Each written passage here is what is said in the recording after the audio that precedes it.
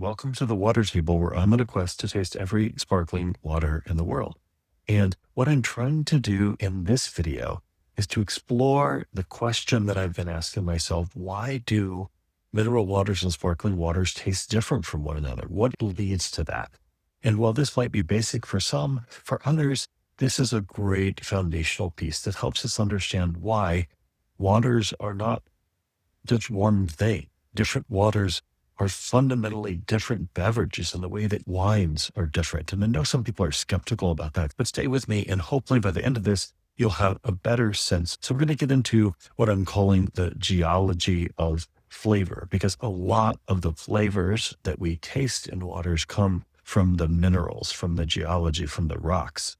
So where do water flavors come from? There are really three main sources that I found so far in my learning journey. The first is the minerals. So they're dissolved from the rocks through which the waters flow underground. This is the dominant flavor source in most bottled waters. Now, here's the thing that's interesting though about it.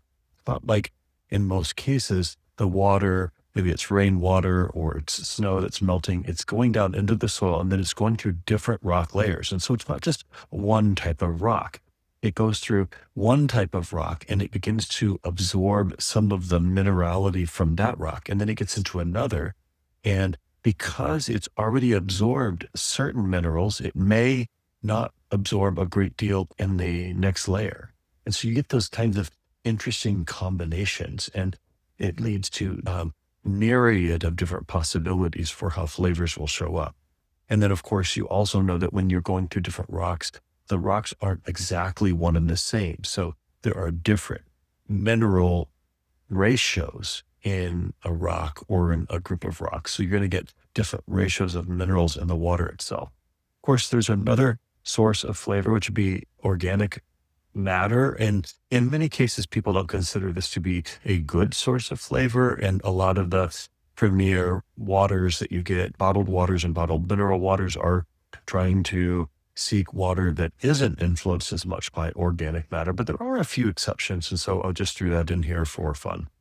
And then a third, my interest is especially in sparkling water. So I want to acknowledge that there are naturally carbonated waters, and the carbonation itself does impact the flavor and the texture and the taste. And I'm not going to get into that as much detail in this video. I'm going to really focus on the minerality, but I just want to name that because I'd like to get back to that in a future video.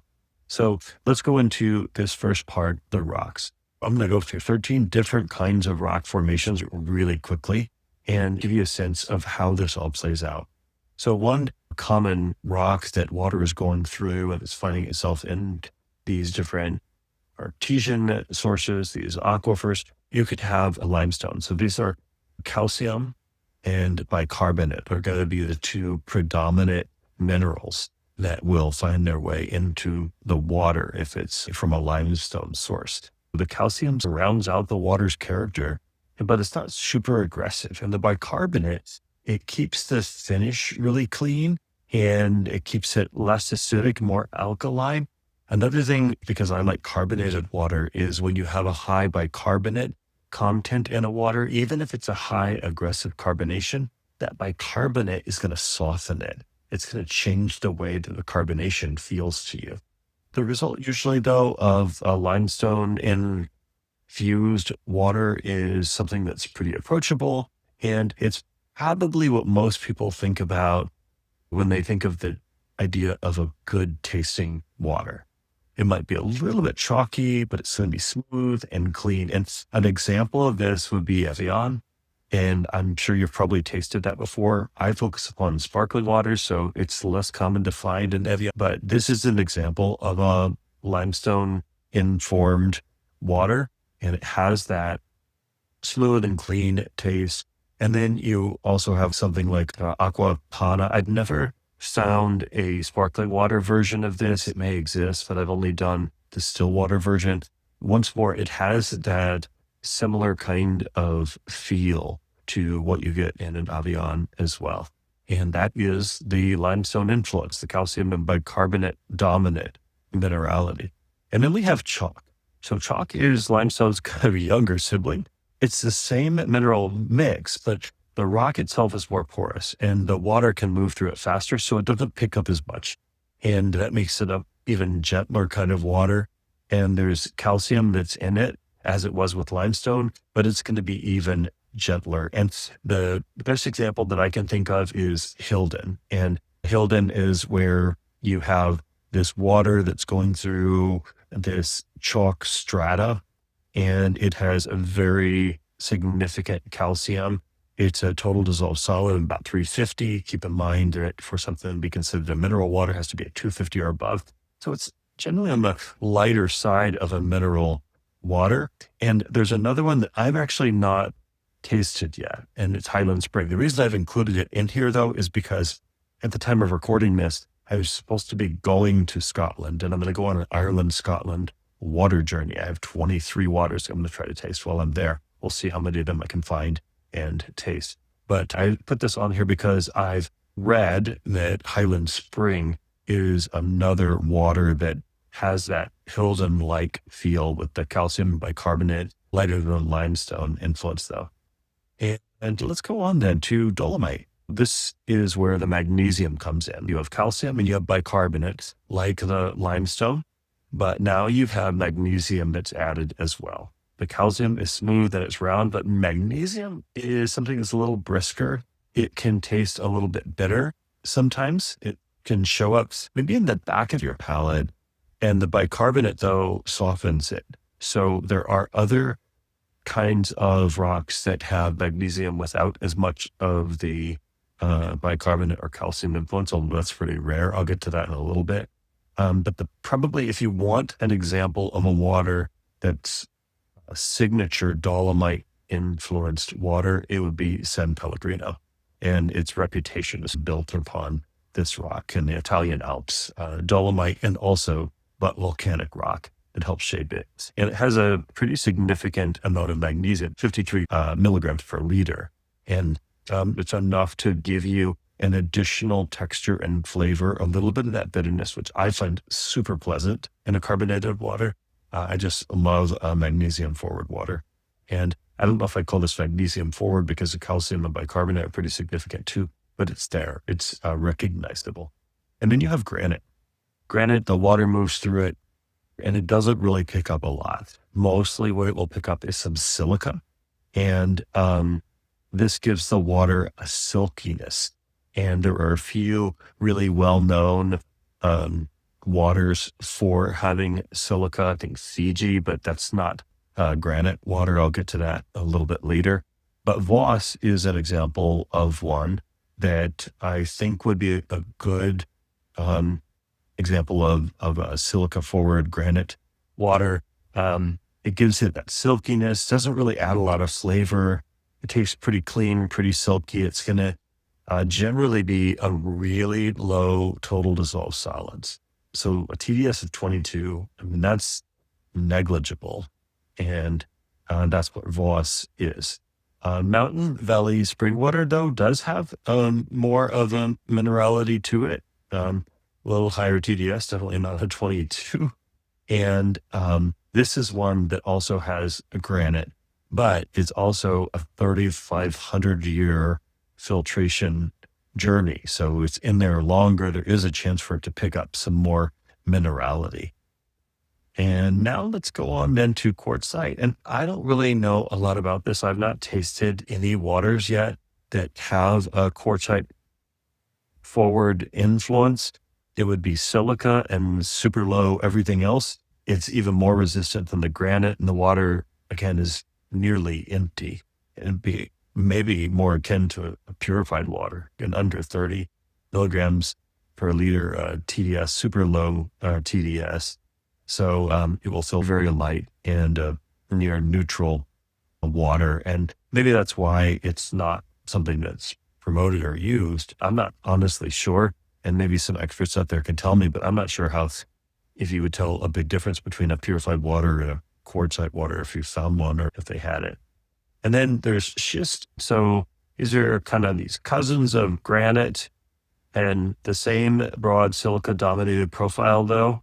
But then you have some sodium that starts to show up and appear. In some cases, it adds a little bit of a savory note. The flavor can vary. You can have some silica, some sodium, potassium, and then also some other kinds of trace minerals. And one example that I found that I think is accurate would be Icelandic glacial from Ulva Spring.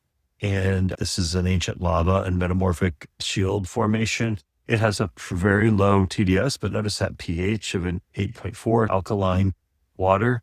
And then we go to basalt. This is volcanic basalt. It gives water a silkiness. There's iron potentially and magnesium that adds some minerality that's really noticeable. And there's more of a weight to it. And I have not tried a sparkling water version. I don't even know if it has it, but this Waiakea water, I've tried it before in a still water version, and this is one example. As I continue my journey, I'm sure I'll discover some other waters that are good illustrations. And then we have volcanic tuff. So this is really just compressed volcanic ash, and it's really porous and it's chemically active, and you have sodium and potassium instead of the iron and magnesium that give it a totally different profile. Here you can have silica, sodium, potassium, and then sometimes even some fluoride that shows up in the water. And the example that I found that seems to be a good illustration of this would be Fiji water. And Fiji is most associated with silica, but it also has some of these other things. It's not super high sodium content, but it has a little bit of this other stuff in it too. And I know that some people claim that silica is really good for you, that it helps get some of the metallic toxins out of your body, but I don't know if that's true. But there are some other waters that are silica forward that I really like as well, because I have not found a carbonated Fiji, but I found some others that are a similar profile and they do have carbonation. You can check some of those out. I have them over on the watertable.quest on the website. Then we have serpentinite. I'm not sure how you say that one because I'm reading about this. I'm not actually learning it from lectures or hearing other people talk about it.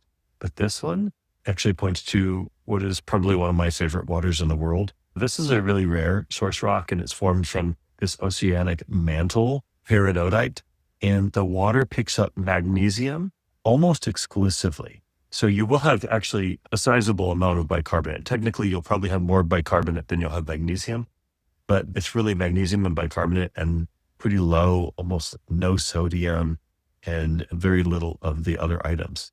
And when you taste this, you're tasting something really rare, and it's simple and it's distinct. And the only one that I have found is Adobe Springs. It's coming from the Diablo Mountains, a few hours from San Jose in California. And it is an incredible water. Now, the cool thing about this, though, is they make their own brand, but they also sell their water to other big companies. So the Kroger food chains around the country, like there's a Metro Market in some areas, or different Kroger places. If you look closely at their private label mineral water or sparkling water, you may see that it comes from Adobe Springs. And if so, grab a case of that and take it home and give it a try. And that's the only water that I've really seen with this profile so far. Maybe there's some others. Then we have gypsum. There's sulfate is the mineral that is distinct here, produces a dry, almost as astringent finish. And I have never tasted one of these myself though, so I can't speak to it. The one that is often pointed to is Contrex in France. So I hope to get that when I'm in Europe in one of my next trips, my water journeys. But the idea, you've maybe tasted a water before where it actually feels almost, it makes you more thirsty. Like the more water you drink, the more you want to drink, if that makes sense. It's not necessarily unpleasant, but it's a different kind of experience. So I'm told. But I haven't really had a water with this gypsum forward kind of piece. And then you have rock salt or halite. So that's sodium and chloride, table salt minerals. And at trace levels, though, it softens the water in a way that's maybe not even perceptible, but at elevated levels, it can be brackish. And I don't know of any premium waters that have this as a forward element. Then you have volcanic hydrothermal zones. And this is obviously not a rock. This is more of a geological setting. But the reason I included it is because you have heat that drives water through the rock really aggressively, and carbon dioxide from the magmatic activity, it changes the water and it can form a natural carbonation. Now, this is not the predominant source of naturally carbonated waters out of the ground, but it's one of the sources for some of the most famous waters like Perrier. Keep in mind that this is different from Maison Perrier. I'm not sure if they both come from the exact same source today, but the original Perrier source is an example of this kind of naturally carbonated hydrothermal spring water. And you get that sulfate, bicarbonate, and then the CO2, which does have not just a texture, but it does impact the flavor, the way that the minerals show up on your palate. Then we have sandstone. Porous, it's soft, water moves through it really easily. It doesn't pick up a lot, but silica adds some smoothness. I'm told that there are a number of regional U.S. springs that draw from sandstone aquifers, but I'm not aware of any bottled waters that are promoting this that you can buy. And maybe this is more going to some natural springs where you get to drink the water in those local regional places and find out. I hope to do that in the future.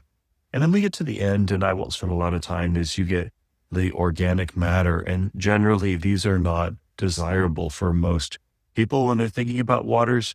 But you get peat, which is decomposed plant matter, and it's compressed, it's waterlogged. There's humic and fulvic acid, so that releases and it gives this earthy character. It can be a puckering at the edges of your mouth. What I'm told is Highland Scotch whiskey is made with this water, and that's what gives it a distinct feature.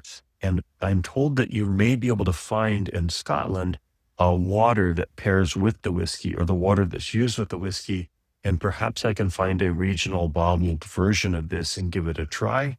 I'm hoping to do that when I go on my trip to Scotland in the near future, see if I can find something. And I've been told that there's almost a tea-like taste to this type of water. And then you could have like forest soil or root systems. So this is often shallow groundwater in forested regions. And you probably are not drinking this out of a nice bottled water. And maybe it's a sign that you shouldn't be drinking it. But if you ever go hiking or camping and you have a filtration system and you are drinking water, but it has some of those natural kinds of influences, the earthy, woody influences, then maybe you have a sense of what I'm talking about here with this flavor. And then, of course, algae that leaves behind organic compounds that produce this green sort of vegetable note. And think about a pond with some algae on it. I have certainly smelled this kind of water fishing over the years as a kid. We had ponds that had this, but I have yet to find a water that's being promoted or sold for this one. So maybe we don't need to spend a lot of time on that one right now, but it does leave me wondering, hey, maybe you could create a healthy, clean, pure water that has traces of this, just a small trace that could be pleasant. And then there's fulvic acid. This is really not a geological source. Some of the others that I just talked about release fulvic acid. But the reason I mention this is because there is one popular water that is being sold called black water, BLK water. And they have purified water, and it could even be purified municipal water or spring water. I'm not sure. I have to go back and look at some point. But they've added this fulvic acid and humic acid, these fulvic and humic minerals, and some other trace minerals. And it does have a little bit of an earthy flavor. When I taste it, it actually tastes a little bit like a very faint lettuce kind of flavor or taste to me. Other people claim they can't taste it at all, that it just makes the water black, which it literally is. When you pour it into a glass, it's black water. Some people think it's black water, but when you taste it, it just tastes like regular water. I don't agree. I can definitely taste some distinction. Some of those trace minerals are showing up on the palate for sure.